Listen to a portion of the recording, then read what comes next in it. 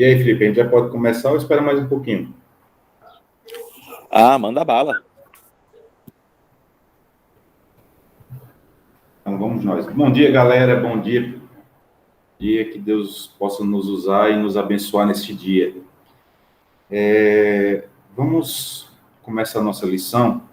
E para começar ela hoje, e é uma lição assim muito interativa, certo? Eu queria mostrar algumas imagens a vocês. Vou colocar aqui para apresentar. Vamos ver se eu acerto.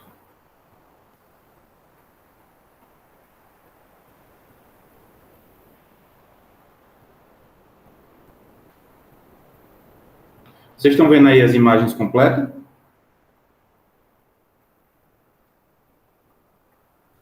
Ainda não.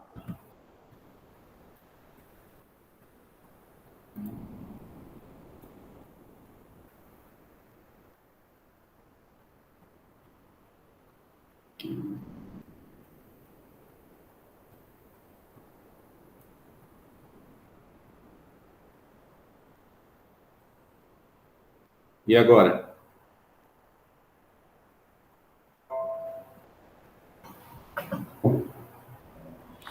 Agora está aparecendo a tela do seu computador, mas não o slide.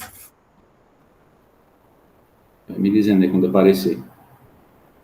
Foi? Agora deu certo. Pronto. A nossa primeira ilustração aí, não sei se vocês conhecem, é o pastor Augusto Nicodemos, certo? Ele é pastor auxiliar lá na Igreja Presbiteriana do Recife, certo? A nossa segunda imagem é um zelador ou uma faxineira.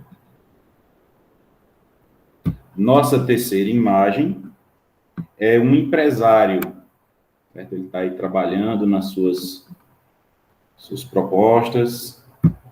A nossa quarta imagem é um missionário indo divulgar o evangelho. E a nossa última imagem são dois jogadores de futebol, certo? Eu espero que todos tenham visto aí as imagens.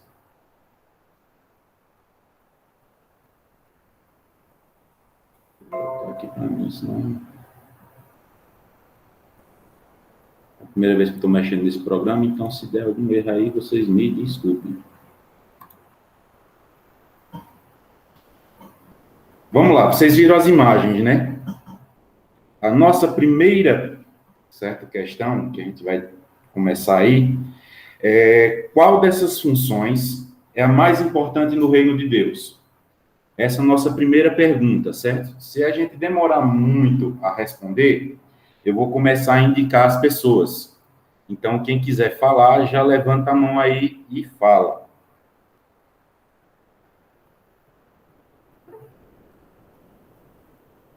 Gente, fala com alto, não fala na caixinha, não.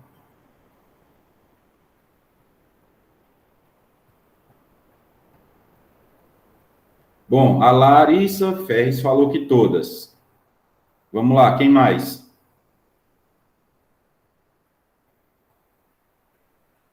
Eu também acho que todas.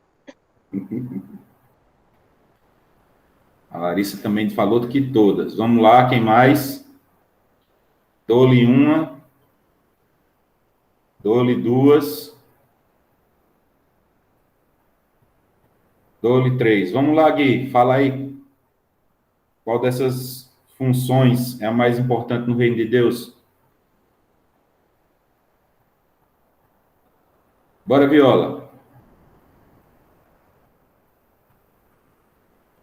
Eu entrei agora, não vi as imagens, não.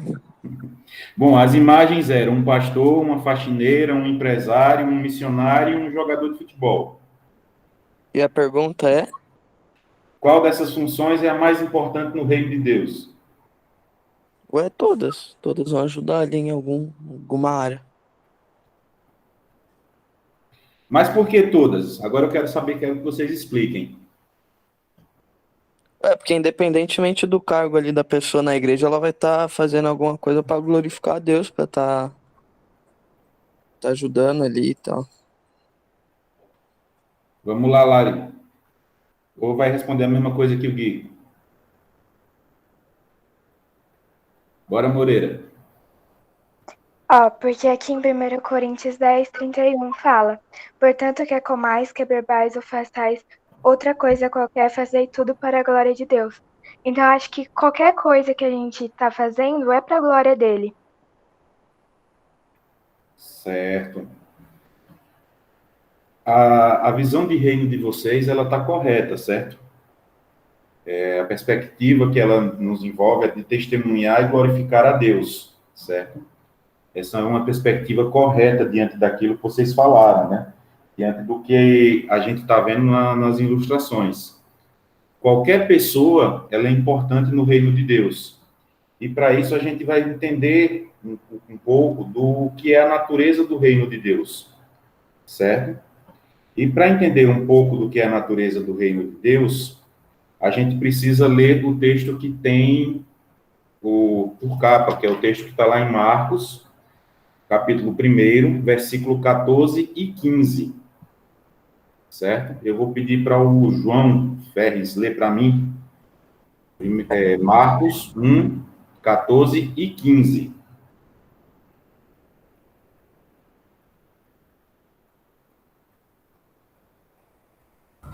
Marcos 1, 14 e 15. Correto. Tá. Depois de João ter sido preso, Jesus foi para a Galiléia, pregando o Evangelho de Deus. Ele dizia: O tempo está cumprido e o reino de Deus está próximo. Arrependam-se e creiam no Evangelho. Amém. Pergunta 2. Eu disse a vocês que a nossa lição hoje ela é bem interativa, então eu preciso muito do auxílio de vocês. Por mais que eu não esteja vendo vocês, vocês estão me vendo e eu preciso do auxílio de vocês. A pergunta 2 é: o que vocês entendem por evangelho?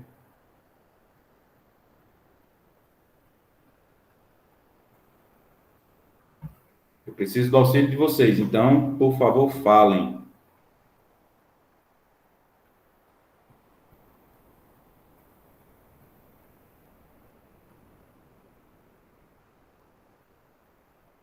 Alguém vai me dizer ou eu vou ter que indicar? Eu entendo que é falar de Jesus para as outras pessoas que ainda não conhecem. Certo. Alguém mais?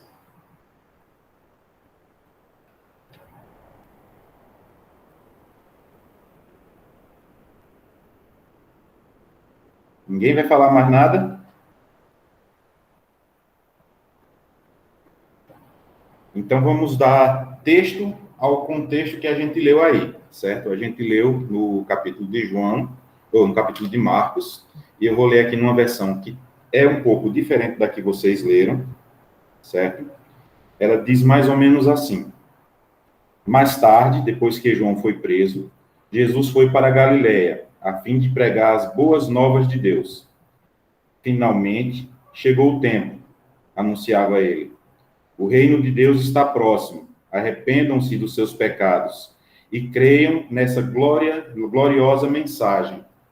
Certo? A nossa pergunta foi: o que vocês entendem por evangelho?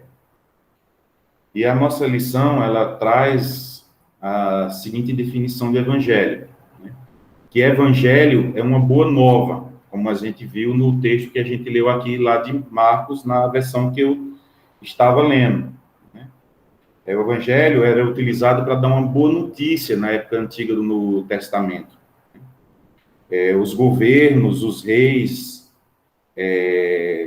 declaravam, né, e utilizavam as boas novas, até cartas, né, que eram utilizadas para declarar boas novas, né, vários evangelhos, boas notícias que eram vindas do Império Antigo, ou até mesmo de pessoas, né, como Marcos, como o próprio Paulo escreveu vários evangelhos e várias cartas para divulgar as boas novas às igrejas.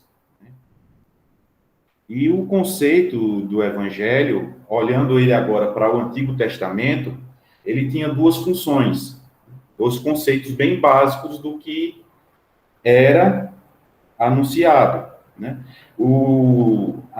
Esse evangelho, ele era como uma semente de boa nova, que ela tinha que ser plantada, né? E nisso a gente pode ver lá em João 3:28. Alguém abre para mim lá em João 3:28? E lê para mim?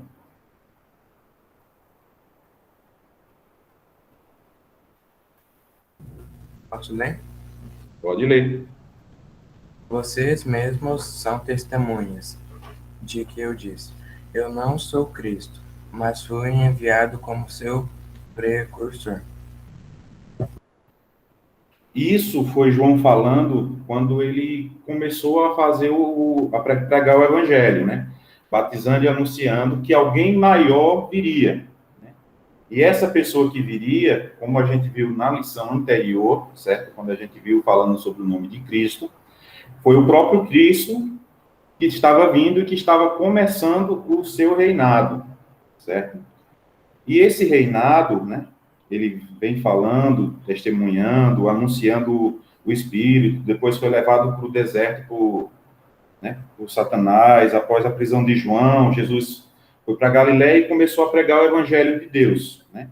Dizendo que o tempo estava cumprido e que o reino de Deus está próximo, pedindo para que as pessoas se arrependessem e crescem no Evangelho. E esse contexto do Evangelho no Antigo Testamento, com do judaísmo, ele tinha duas funções, as funções de redentivo, né? Deus cuidando do seu povo e ele mostrando através do Evangelho como ele cuidava do povo, e o conceito de futuro, né? Ligando diversas promessas de Deus de que haveria um tempo futuro de paz e prosperidade trazida pelo Messias. E isso é o início do reino de Deus, né? O reino futuro. Né? E a gente pode conferir também lá em Marcos 4, né? Uma pessoa abre lá Marcos 4:11, outra em Marcos 4:26 e outra em Marcos 4:30.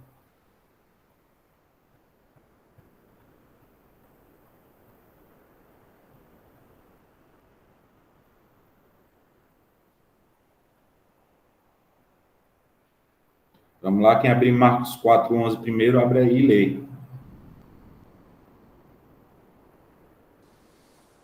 Eu posso ler? Pode. Ele lhes respondeu: a vós outros vos é dado conhecer o ministério do reino de Deus, mas aos de fora tudo se ensina por meio de parábolas. 26.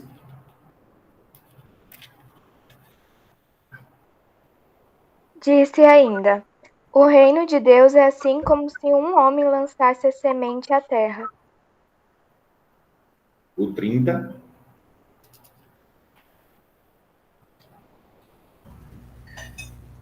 Disse mais: com que poderemos comparar o reino de Deus? Ou com que parábola o apresentaremos? Vamos lá, em Marcos 4:11, certo? A gente mostra, Deus mostra aí, né? Marcos está mostrando que o reino de Deus, ele primeiro teria que ser ensinado como parábola, para que as pessoas entendessem o reino de Deus. Em Marcos 4:26, né, eu vou ler na versão que eu tenho aqui, Jesus prosseguiu dizendo: o reino de Deus se parece com um lavrador que lançou a boa semente na terra. Então, a gente vê aí a continuação daquela questão que eu falei do Evangelho, que o Evangelho é a boa semente sendo divulgada e plantada nos corações das pessoas. E em Marcos 4:30, Jesus perguntou: como posso comparar o reino de Deus? Que parábola usarei para descrevê-lo? E ele responde: é como uma semente de mostarda. Embora esteja essa uma das boas menores sementes que é plantada na terra, ainda assim cresce até se tornar uma das maiores plantas, com ramos grandes, onde as aves podem fazer seus ninhos e abrigar-se. Então, a gente vê que o reino de Deus é um reino futuro, certo? Ele se iniciou com a vinda de Jesus, quando ele começou a divulgar o reino de Deus, né? E os discípulos naquela época imaginavam que o reino de Deus seria algo político ou social. E até se olharmos mais à frente, lá em João 36, podemos entender que as palavras de Jesus, além de responder perguntas, a gente pode ver que o reino de Deus não era algo político ou social, mas algo espiritual. E isso está bem claro, né, quando Jesus está lá perante no Sinédrio, né, perante Pilatos, e ele diz lá em João 18:36, meu reino não é deste mundo. Certo? Vocês estão entendendo? Tem alguma pergunta? Se for, vai falando aí, porque vocês não respondem nada por áudio e eu não estou vendo o chat.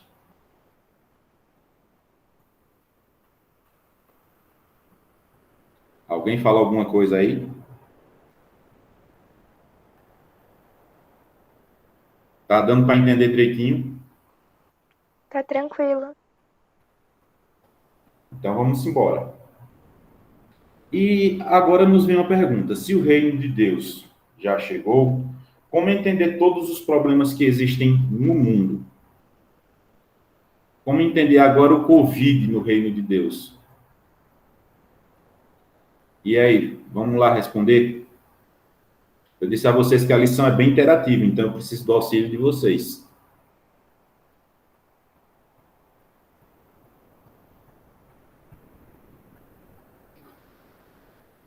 E aí, eu vou ter que indicar?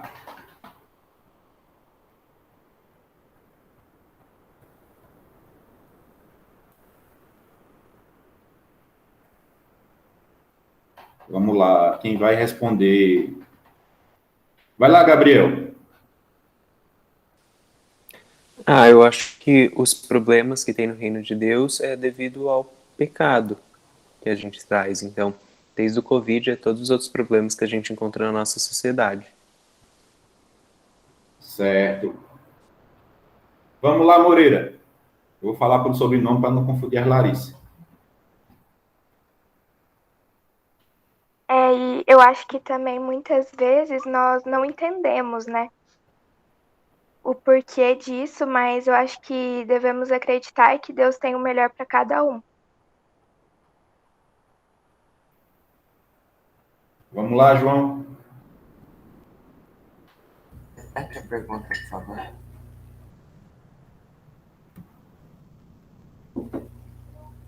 Oi, eu não estou entendendo o João. Repete a pergunta, por favor.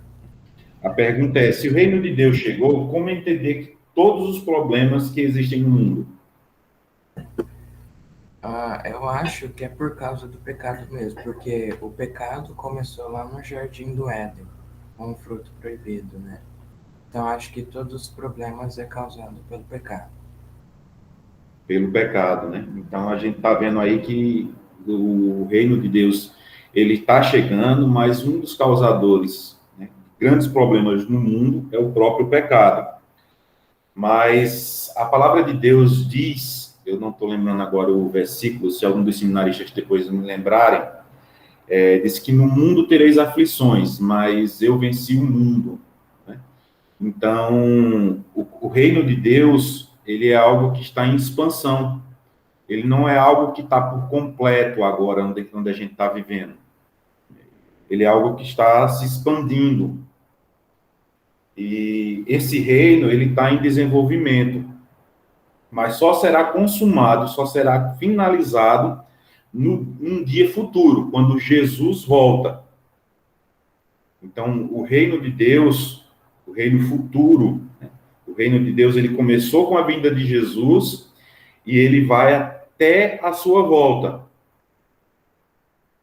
E para isso é necessário uma coisa que vocês falaram muito bem: o arrependimento de nossos pecados. Para que o reino venha por completo, é necessário que venhamos a pregar o evangelho E além de pregar o evangelho, a gente precisa se arrepender dos nossos pecados. É necessário arrependimento e fé no evangelho. E isso me vem uma outra pergunta. A ideia de arrependimento no mundo hoje, ela está enfraquecida? As pessoas entendem arrependimento de forma diferente? Eu sei que a gente viu no começo da primeira lição alguma coisa sobre arrependimento. E para viver aquele teste que o Felipe falou, né, eu quero que vocês me respondam. A ideia de arrependimento está enfraquecida ou a gente vive um arrependimento sincero? Vamos lá, galera. Não me deixem ficar só aqui, não. Respondam aí.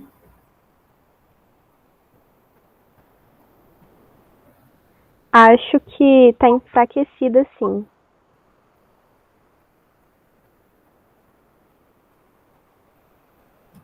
E aí, quem mais?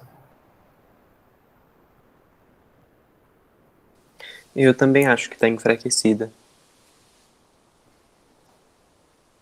Mais alguém? Também acho. A nossa ideia de arrependimento ela está muito enfraquecida. Eu estava dando uma olhada na lição anterior, né, e o pastor, em uma das anotações, ele fala assim, ele colocou, né, o arrependimento não é quando você chora, é quando você muda. E eu estava pensando sobre o que ele falou e muitas vezes é verdade isso. Às vezes, vamos botar um exemplo mais simples, né? Quando eu não gosto de uma pessoa e eu acabo fazendo alguma crítica a essa pessoa e essa crítica não é construtiva para ela, por mais que eu me arrependa de ter feito aquela crítica, volta e meia eu volto a pensar da mesma forma daquela pessoa. E esse arrependimento, ele não foi algo que foi sincero, algo que me fez mudar. E para que a gente possa entrar no reino de Deus, a gente primeiro precisa ter um arrependimento sincero. A gente precisa estar limpo do pecado. Para que, né, a vida do evangelho, do retorno do reino de Deus, ele seja salvação para nossas vidas e não condenação para nossas vidas. Porque se a gente não se arrepende, então a gente tende a ser condenado por nossos pecados. E para termos salvação, é necessário a gente se arrepender dos nossos pecados, ter fé e crer no Evangelho de Deus. Mas como é que a gente pode ter arrependimento, se arrepender dos nossos pecados, né, ter fé, se a gente não priorizar o reino de Deus? E aí me vem a quarta pergunta para vocês. Vocês têm priorizado o reino de Deus? Quais são as prioridades de vocês? Vocês têm feito aquela listinha lá, né, dos seus sonhos, digamos, eu quero ser médica, eu quero ser psicólogo, eu quero ser policial federal, eu quero ser... Qual a prioridade de vocês? Vocês têm priorizado o evangelho, né? Têm priorizado o reino de Deus ou têm priorizado as coisas do mundo? Vamos lá, eu preciso de respostas.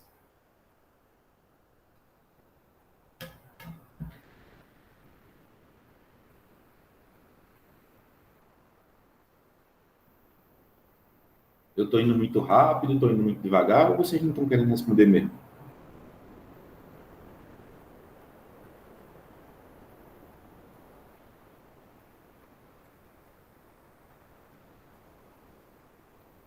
Então, nesse ano eu pensei muito sobre isso e realmente, né, eu quero muito ter um relacionamento sincero com Deus e não somente falar, né, mas realmente mudar, sabe? Que nem o arrependimento precisa ter mudança. O arrependimento precisa ter mudança. E a mudança dela tem que ser sincera. Em todas as coisas. Vamos lá, quem mais?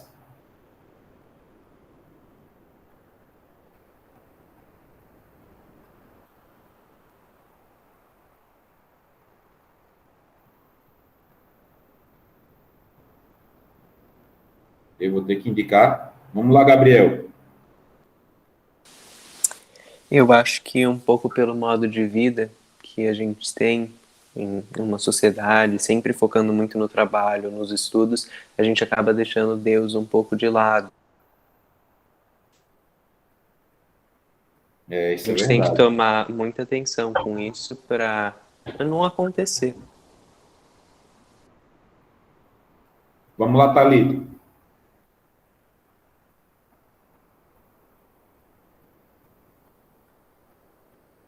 Ivan.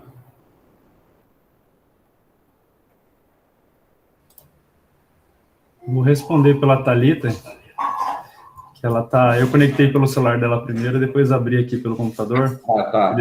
Então eu estou nos dois. Bom, pessoal, desculpa o atraso, mas assim, a gente tem que ter um entendimento bem legal de que buscar o reino de Deus, ele não está essencialmente ligado a largar tudo, deixar de fazer tudo, e todo mundo se tornar missionário, pastor, evangelista, todo mundo se dedicar inteiramente à obra de Deus.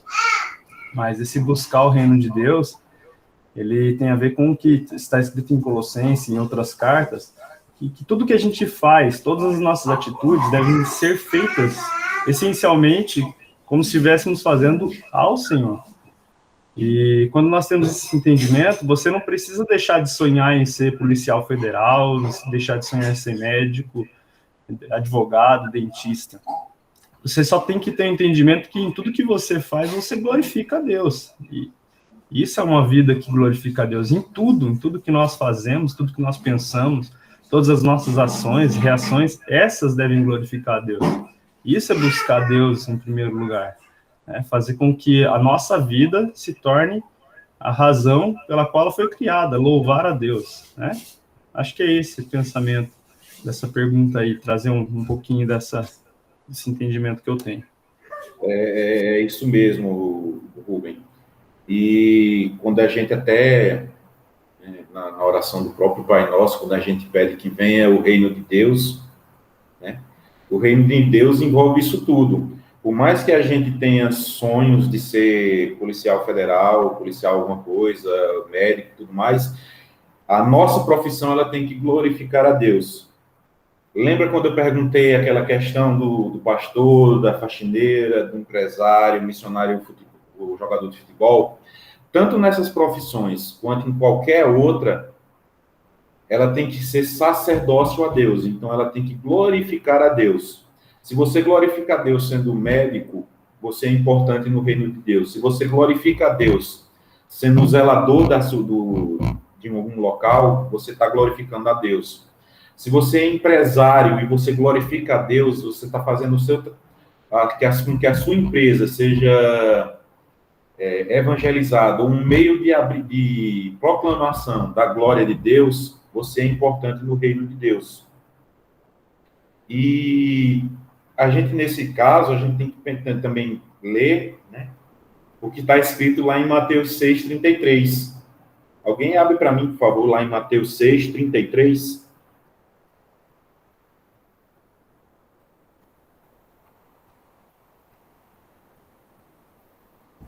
Posso ler? Pode, sim. Mas busquem em primeiro lugar o reino de Deus e a sua justiça, e todas essas coisas lhes serão acrescentadas.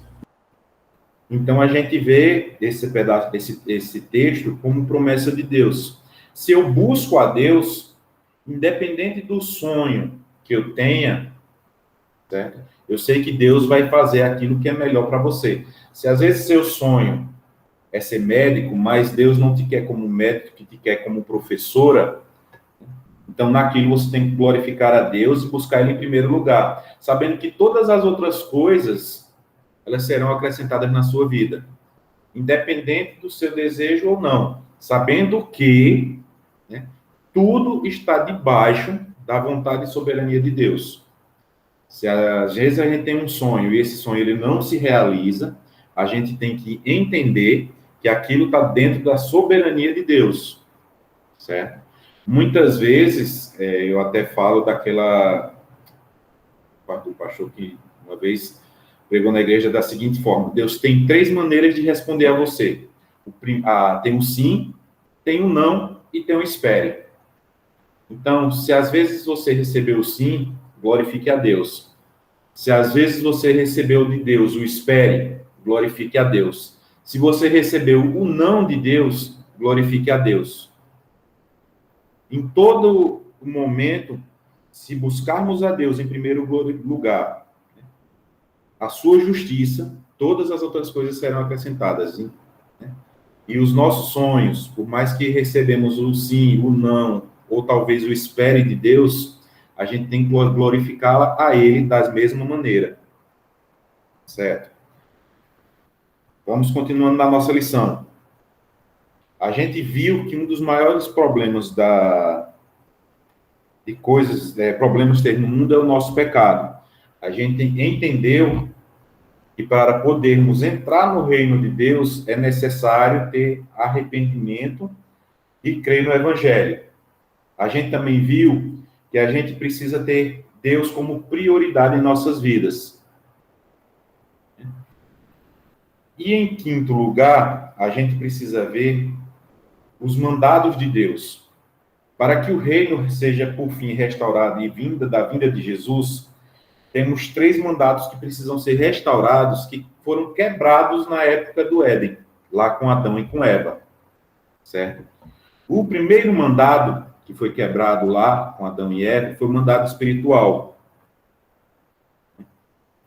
Foi o mandado em que Adão e Eva tinham um relacionamento íntimo com Deus. Quando eles fugiram de Deus após comerem do fruto. Então, esse é o primeiro mandato espiritual que precisa ser restaurado em nossas vidas. E ele é restaurado a partir de quê? A partir do momento em que a gente precisa se arrepender dos nossos pecados, né? E ter uma vida de comunhão com Deus, uma vida em que a gente prioriza a Deus. O segundo mandato que foi quebrado na época do Éden foi o mandato social. Foi quando o Adão lá põe a culpa em Eva.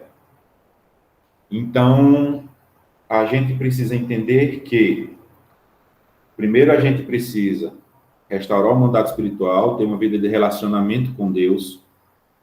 Em segundo lugar, a gente precisa ter um relacionamento com as outras pessoas, relacionamento social, em que a gente possa testemunhar e levar as boas novas do Evangelho para aqueles que não conhecem, certo? E o terceiro mandado que foi quebrado foi o cultural, certo? E que a gente precisa entender que em tudo que a gente for fazer, seja como médico, seja como administrador, seja como uma pessoa que cultiva, tudo mais, a gente tem que fazer com que isso seja para a glória de Deus. Vocês estão me entendendo?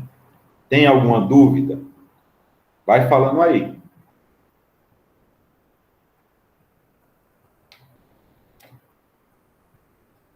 Tá tudo certo por enquanto. Mas tem alguma colocação para colocar? Fala aí, Gabriel. Eu acho que tu, a Lari, as duas Larissa e o João são os mais... Não, eu acho que é assim, tudo que você falou mesmo, que a gente deve glorificar a Deus e colocar Ele em primeiro lugar, e eu acho que também você falou do Adão culpando a Eva, eu acho que a gente também tem que se responsabilizar pelos nossos próprios atos e pelos nossos pecados, ao invés de tentar culpar outra coisa.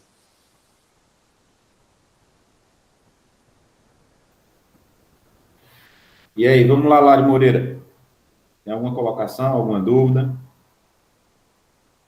Não, tá tranquilo. Mas eu concordo também com o que você disse e o que o Gabriel completou também. Deixa eu ver outra pessoa que esteja aqui. E aí, Felipe, tem alguma colocação?